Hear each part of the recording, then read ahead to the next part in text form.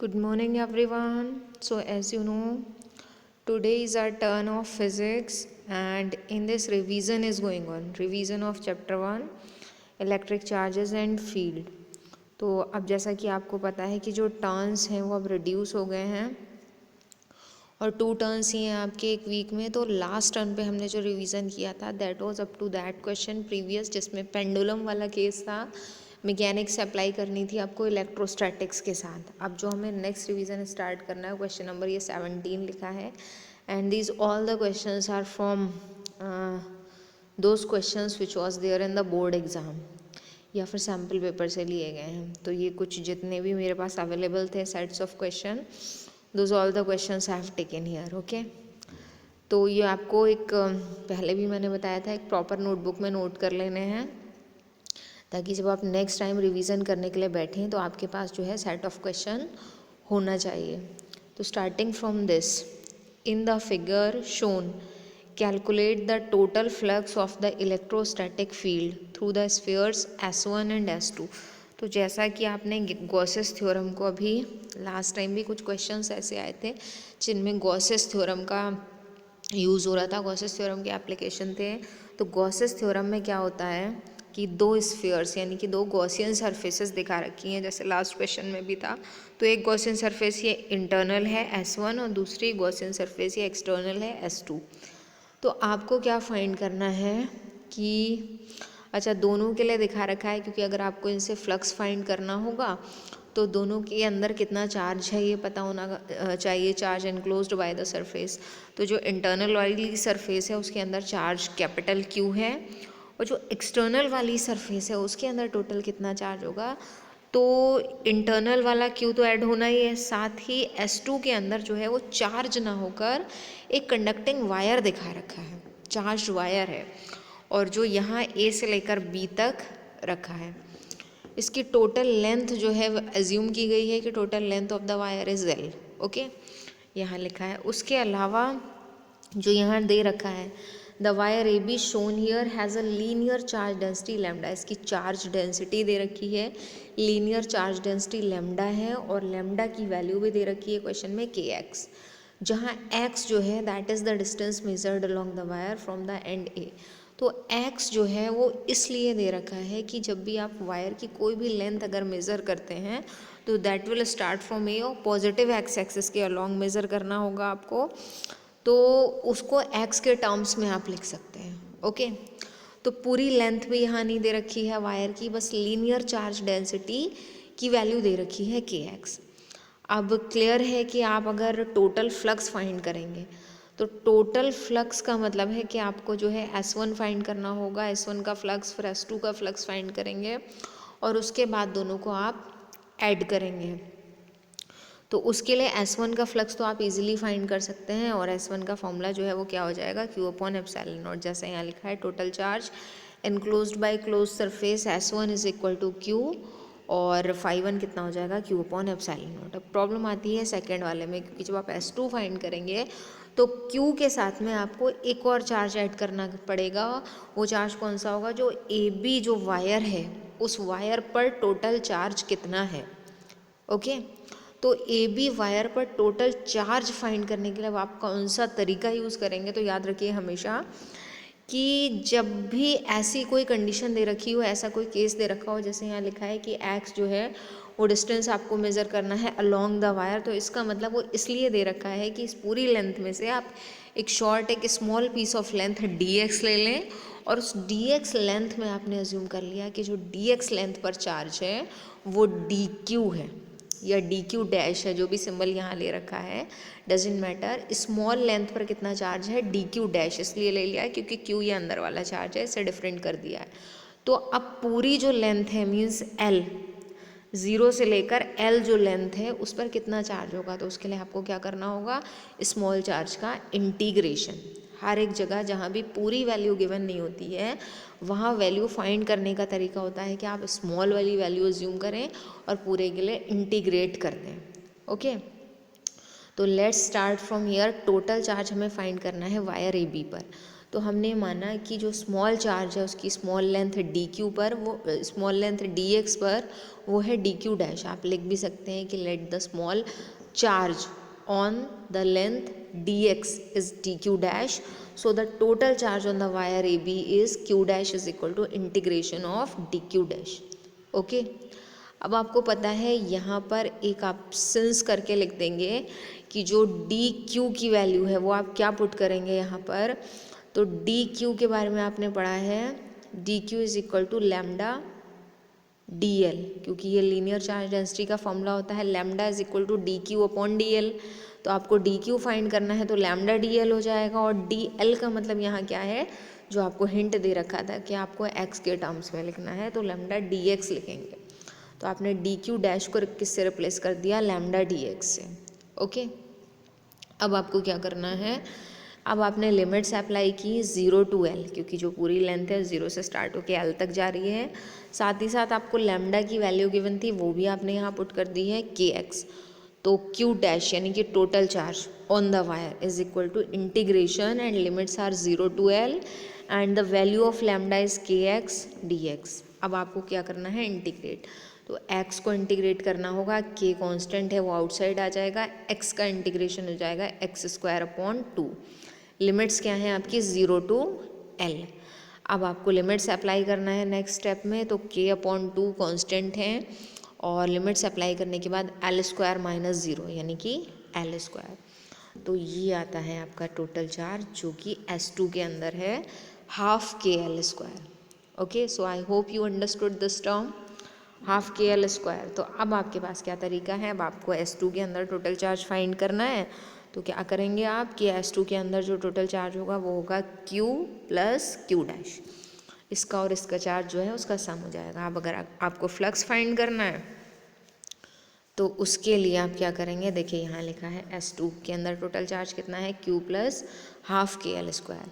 अब आपको flux find करना है, तो टोटल फ्लक्स जो है सेकेंड वाले के लिए यानी कि S2 के लिए हो जाएगा, टोटल चार्ज जो दे रखा है ये Q प्लस हाफ के एल स्क्वायर अपॉन क्या करना है आपको, एप्सिलॉन नॉट। ओके, तो ये जो रिलेशन है आपका ये हो गया टोटल फ्लक्स थ्रू S2।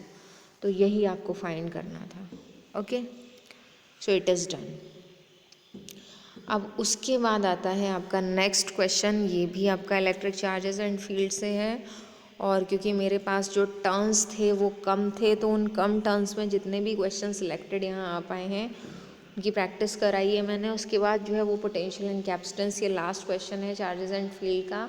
और बाकी आपके पास जितनी प्रॉब्लम्स हैं, आपको जो क्वेश्चन समझ में नहीं आ रहे हैं, you can send those questions. Okay, then I will discuss. जितने आपको नहीं समझ में आ रहा है, जिसको भी पूछना है वो जो चाहे क्वेश्चन सेंड कर सकता है, आई will discuss that question in the video. Okay, तो ये 16 नंबर जो क्वेश्चन है ये भी आपका फ्लक्स का ही है, और इसमें क्या दे रखा है, a uniform electric field vector E. तो जो इलेक्ट्रिक फील्ड की वैल्यू है वो दे रखी है ई एक्स आई कैप न्यूटन पर coulomb for x is greater than 0। तो सबसे पहले मैं आपको थोड़ा सा इसका एक्सप्लेन कर दे रही हूँ, क्योंकि इसमें स्टार्टिंग से क्वेश्चन में क्या फाइंड करना है, क्या दे रखा है, बहुत क्लियर नहीं है। तो देखिए ध्यान से, ये जो शेप बना है ये सिलेंड्रिकल है, तो ये क्या है, सिलेंड्रिकल गॉसियन सरफेस है। ओके, सिलेंड्रिकल गॉसियन सरफेस है, और सिलेंड्रिकल गॉसियन सरफेस में पता है आपको कि इसके 3 जो है वो एरियाज़ होंगे, किन किन डायरेक्शन में फ्लक्स पास हो सकता है। ओके, तो अगर आप ये वाला सरफेस एरिया देखते हैं तो इस वाले सरफेस एरिया से, क्योंकि फील्ड के अलोंग है, इलेक्ट्रिक फील्ड की डायरेक्शन ये है या फिर इलेक्ट्रिक फील्ड की डायरेक्शन ये होगी, तो फ्लक्स इधर पास हो सकता है। ये इलेक्ट्रिक फील्ड है, यही सरफेस एरिया की भी डायरेक्शन है, S2 लिखा है, और इलेक्ट्रिक फील्ड को लिखा है E2। इसी तरह से ये वाली डायरेक्शन भी सरफेस एरिया की है, यहाँ S1 लिखा है, इलेक्ट्रिक फील्ड को E1 लिखा है, लेकिन क्योंकि माइनस डायरेक्शन में है तो उसको लिखा है EX माइनस आई कैप, ये प्लस डायरेक्शन में EX प्लस आई कैप। देखिए यहाँ भी ये लिखा है यूनिफॉर्म इलेक्ट्रिक फील्ड जो है उसकी 2 ही डायरेक्शन पॉसिबल हैं, एक तो EX आई कैप प्लस में हो सकती है किस कंडीशन में, x is greater than zero के लिए। तो अब क्या किया है, ये जो मिडल पॉइंट है इसको ज़ीरो मान लिया। तो जब आप राइट में जाएंगे तो x is greater than zero हो जाएगा, लेफ्ट में जाएंगे तो x is less than zero होगा। उसके अकॉर्डिंग यहाँ फील्ड्स को और सरफेस एरियाज़ को शो कर दिया है और प्लस दोनों के बीच का एंगल भी दिखा दिया है। तो दोनों सेम डायरेक्शन में, यहाँ भी एंगल ज़ीरो है और यहाँ भी एंगल ज़ीरो होगा। ओके, उसके बाद क्या करते हैं, एक थर्ड जो सरफेस एरिया है वो भी है, जिसको सी एस ए बोलेंगे आप, curved surface area of cylinder. तो इस डायरेक्शन में, तो आपको पता है सरफेस एरिया की डायरेक्शन ये होगी, जबकि फील्ड की डायरेक्शन ये है, तो दोनों के बीच 90 का एंगल है, यानी कि इस डायरेक्शन में कोई भी फ्लक्स पास नहीं होगा। तो आप चाहे शो भी कर सकते हैं, अदरवाइज इसको डायरेक्ट स्किप कर सकते हैं। तो आपको पता है टोटल फ्लक्स इन दो डायरेक्शन में पास होगा। तो आपको फाइंड क्या करना है, आगे देखिए। A right circular cylinder of length l, अब सिलेंडर की पूरी लेंथ गिवन है यहाँ l, and radius r centimetres, plus radius जो है सिलेंडर की वो आर सेंटीमीटर दे रखी है। Has its centre at the origin, उसका सेंटर ओरिजिन पर है, and its axis along the x axis. अब यहाँ से आता है फाइंड क्या करना है, find out the net outward flux, कितना फ्लक्स इससे पास हो रहा है। Using Gauss's law right the expression for the net charge with in the cylinder. तो सबसे पहले तो आप क्या करें कि फ्लक्स फाइंड कर लें और उसके बाद फिर गॉसेस लॉ को यूज़ करके, यानी कि Q upon epsilon not, flux आपके पास आ चुका होगा, Q upon epsilon not use करेंगे, क्यू की वैल्यू फाइंड कर देंगे फ्लक्स इनटू एप्सिलॉन नॉट। तो यहाँ फ्लक्स जो फाइंड करना है, जैसे अभी आप पीछे फ्लक्स फाइंड करते आए हैं, कौन से रिलेशन से, इसी से, गॉसेस लॉ से, क्यू अपॉन एप्सिलॉन नॉट वाले से आपने फ्लक्स अभी तक फाइंड किया है, लेकिन तब फाइंड कर सकते थे जब आपको चार्ज पता होता। अब यहाँ चार्ज भी नहीं पता है, तो हम फ्लक्स का दूसरा रिलेशन यूज़ करेंगे। फ्लक्स का एक और रिलेशन होता है, and that is electric field into surface area. और अगर आप इसको प्रॉपर लिखें एंगल के साथ में, तो ई इंटू ए या एस, जो भी सिंबल बना रहे हैं आप, इंटू कॉस थीटा, मतलब दोनों के बीच का एंगल, इलेक्ट्रिक फील्ड और एरिया के बीच का एंगल। ओके, तो आप दोनों साइड के लिए लिखेंगे 1/1। तो यहाँ देखिए इसको एक्सप्लेन भी कर दिया है, सी एस ए के लिए 90 है, तो ये वाला फ्लक्स 0 होगा। अब किससे पास होगा, इन दोनों साइड से। तो लिखा है flux passes through base area. तो बेस एरिया ये दोनों हैं, लेफ्ट और राइट वाले। तो पहले हमने S1 लिखा, S1 मीन्स हमने वो नेगेटिव वाला लेफ्ट वाला लिखा है, तो S1। अच्छा, क्योंकि फ्लक्स, एक चीज़ और याद रखिएगा, फ्लक्स और चार्ज जो दो चीज़ें आपसे फाइंड कराई हैं, वो दो चीज़ें ऑलरेडी स्केलर क्वांटिटीज़ हैं। ओके, तो इनमें वेक्टर सिंबल कोई आना नहीं है, जैसे फील्ड यहाँ वेक्टर में लिखी है, उससे आपको कोई मतलब नहीं है, आपको सिर्फ मैग्नीट्यूड यूज़ करना है, और मैग्नीट्यूड दोनों साइड बराबर है। देखिए जैसे यहाँ पर E2 वेक्टर में मैग्नीट्यूड क्या होगा, EX, और डायरेक्शन है प्लस आई कैप, तो आपको यूज़ क्या करना है, EX ओनली। इसी तरह से यहाँ भी मैग्नीट्यूड EX है, डायरेक्शन माइनस आई कैप है, तो प्लस माइनस का कोई चक्कर नहीं है, क्योंकि माइनस और प्लस डायरेक्शन की वजह से आ रहे हैं, यहाँ पर मैग्नीट्यूड दोनों का सेम है। तो इसलिए एक साथ दोनों बेस एरिया लिख लिए हैं, दोनों ही बराबर हैं। S1 is equal to S2 is equal to क्या लिखेंगे, पाई आर स्क्वायर, क्योंकि दोनों की रेडियस इक्वल है। अब नेट आउटवर्ड फ्लक्स में आप क्या करेंगे, प्लस, क्योंकि डायरेक्शन मैटर नहीं कर रही है, तो दोनों सेम हो गए। तो फ्लक्स में आपने लिखा φ1 प्लस φ2। अब फाई का फॉर्मूला क्या हुआ, E into surface area into cos theta. तो E को आपने E1 लिखा, सरफेस एरिया को S1 लिखा लेफ्ट साइड में, और एंगल cos 0, दोनों के बीच में एंगल 0 है। इसी तरह से यहाँ भी E2 S2 cos 0। अब E1 या E2 दोनों के मैग्नीट्यूड्स EX ही हैं, तो यहाँ लिखा है EX into pi r square, और यहाँ भी EX into pi r square. तो ये जस्ट ऐड हो जाएगा 2EX into pi r square. तो take care of that quantity which you have to find out. अगर आप फाइंड करने जा रहे हैं फ्लक्स, तो ऑब्वियसली उसमें कोई नेगेटिव साइन नहीं आना है, क्योंकि वो स्केलर क्वांटिटी होती है, डायरेक्शन नहीं आएगी। तो फ्लक्स आपने फाइंड कर लिया, अब आपको क्या फाइंड करना है, उसके साथ में चार्ज। तो अब आपको गॉसेस लॉ की जो है वो ये वाली फॉर्म यूज़ करनी है। तो चार्ज फाइंड करने के लिए आप क्या करेंगे, charge is equal to flux into epsilon naught. तो जो आपका फ्लक्स का आंसर आया, यानी कि ये, इसको बस आपको सिंपली मल्टीप्लाई कर देनी है एप्सिलॉन नॉट से। तो देखिए ये नेक्स्ट स्टेप में किया भी है, ये किया है नेक्स्ट स्टेप में। फ्लक्स, ये charge is equal to epsilon naught into phi, और फाई की वैल्यू यहाँ पुट कर दी, this is the answer. Okay, तो इतने क्वेश्चंस मेरे पास इलेक्ट्रिक चार्जेस एंड फील्ड के थे, टाइम के अकॉर्डिंग, क्योंकि मुझे 1/1 रिवाइज कराते जाना है आपको। बहुत सारे क्वेश्चंस का सेट भी हम बाद में डिस्कस करेंगे। और हम डिस्कस करेंगे बाद में सैम्पल पेपर को भी, यानी कि सारे जितने भी चैप्टर्स हैं उनके मिक्स्ड क्वेश्चन। अभी हम चैप्टर वाइज कर रहे हैं, बाद में हम सारे चैप्टर्स के कंबाइंड क्वेश्चंस करेंगे। ओके, तो आज हम स्टार्ट कर रहे हैं इसके बाद में revision of chapter electric potential and capacitance. तो यहाँ आपके पास क्वेश्चन आ रहे हैं पोटेंशियल एंड कैपेसिटेंस से। ओके, तो ये जो क्वेश्चन मैं आज कराने जा रही हूँ इसमें that is the most important question, बहुत इंपॉर्टेंट है, रिपीट भी होता रहता है, आ भी चुका है ये सीबीएसई में। तो थोड़ा सा क्योंकि मेरे पास जो है वो अरेंजमेंट सिम्बल्स को लिखने का या डायग्राम्स का नहीं है, तो हैव टेकन योर फोटोज़ और आई होप कि ये विजिबल हैं, क्लियर दिख रहे हैं आपको। तो इसमें देखिए पूरा क्वेश्चन जो दे रखा है वो ये है और उसका डायग्राम भी दे रखा है। Two identical parallel plate capacitors A and B, ये दोनों पैरेलल प्लेट कैपेसिटर्स हैं, are connected to a battery of V volts, ये दोनों एक बैटरी से कनेक्टेड हैं जो वी वोल्ट्स की है। Switch is open and the free space between the plates of the capacitors is filled with a dielectric constant के। Okay, तो सबसे पहले आपको याद रखना है कि क्या किया है इसमें। क्वेश्चन में ये कहा है, ये स्विच लगा है यहाँ पर, ये कहा है कि ये बैटरी है वी वोल्ट की, ये दो कैपेसिटर्स हैं पैरेलल अरेंजमेंट में। सबसे पहले क्या था, सबसे पहले जो है वो स्विच क्लोज था, ठीक है, ये स्विच क्लोज था, इसका मतलब ये पूरा एक सर्किट बना हुआ था। और स्विच एज क्लोज होने से क्या था कि जितना पोटेंशियल यहाँ था उतना ही पोटेंशियल यहाँ था, और दोनों पैरेलल कॉम्बिनेशन में हैं। तो उस कंडीशन में इनके अंदर जितनी पोटेंशियल एनर्जी थी वो आप फाइंड कर लेंगे। पोटेंशियल एनर्जी का formula half C V square apply करेंगे टोटल पोटेंशियल एनर्जी, किस कंडीशन में, जब स्विच एज क्लोज था। ओके, तो स्विच एज क्लोज वाली कंडीशन में आपको क्या करना है, जब आप formula half C V square लगाएंगे तो कैपेसिटेंस तो पैरेलल कॉम्बिनेशन में डायरेक्ट ऐड हो जाएगी, पोटेंशियल दोनों का सेम रहेगा, क्योंकि जितना यहाँ पोटेंशियल मिल रहा है उतना ही यहाँ मिल रहा है, क्योंकि ये क्लोज्ड सर्किट है।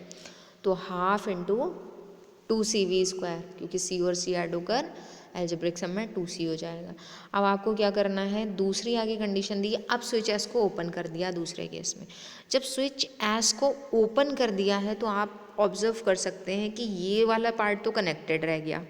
ओपन करने से किसके ऊपर इफेक्ट पड़ा, इसके ऊपर, क्योंकि इसको अब कोई पोटेंशियल ट्रांसफ़र नहीं हो रहा है।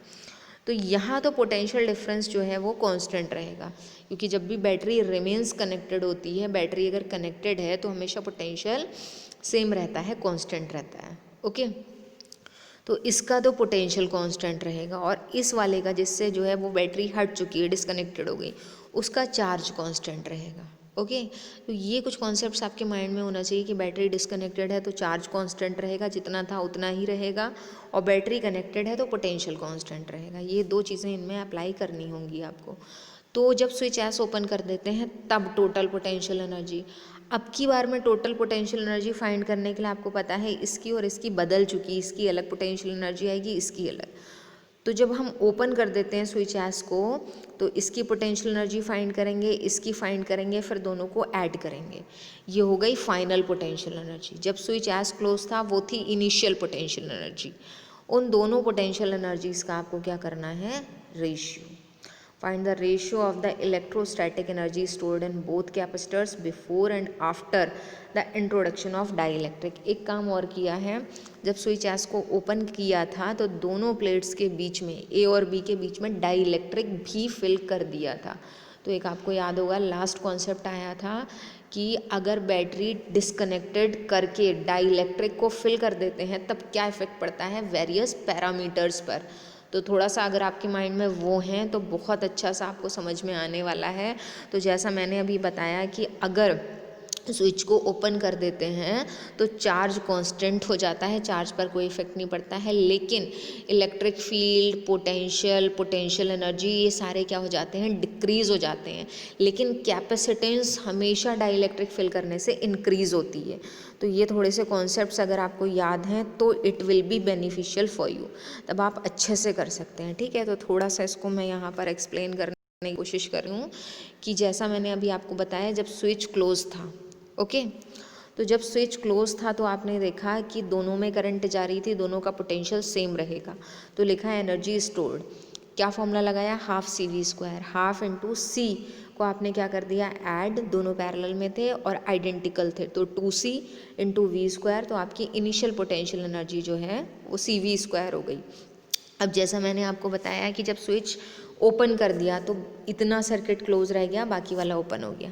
तो ये जो सर्किट क्लोज है इसमें ए वाले कैपेसिटर में कितनी एनर्जी होगी, तो कैपेसिटेंस इसकी बढ़ जाएगी क्योंकि डाइलेक्ट्रिक फिल कर दिया है। तो फिर से फॉर्मूला हाफ CV स्क्वायर लगाएंगे तो कैपेसिटेंस KC हो गई, K टाइम्स इंक्रीज हो गई, और V एज इट इज़ क्योंकि पोटेंशियल कांस्टेंट है तो हाफ KCV स्क्वायर, ये इलेक्ट्रिक एनर्जी है ए में। अब बी में कितनी है, तो बी का चार्ज कांस्टेंट है तो उसमें चार्ज वाला रिलेशन लगाना पड़ेगा, वो होता है Q स्क्वायर अपॉन 2C। अब इसमें भी कैपेसिटेंस K टाइम्स बढ़ जाएगी तो इसको भी 2KC लिखना होगा। साथ ही चार्ज कितना रहेगा, पुराना वाला जितना था, तो चार्ज को हमने लिखा CV होल स्क्वायर। जब इसको सॉल्व किया तो ये इतना आया।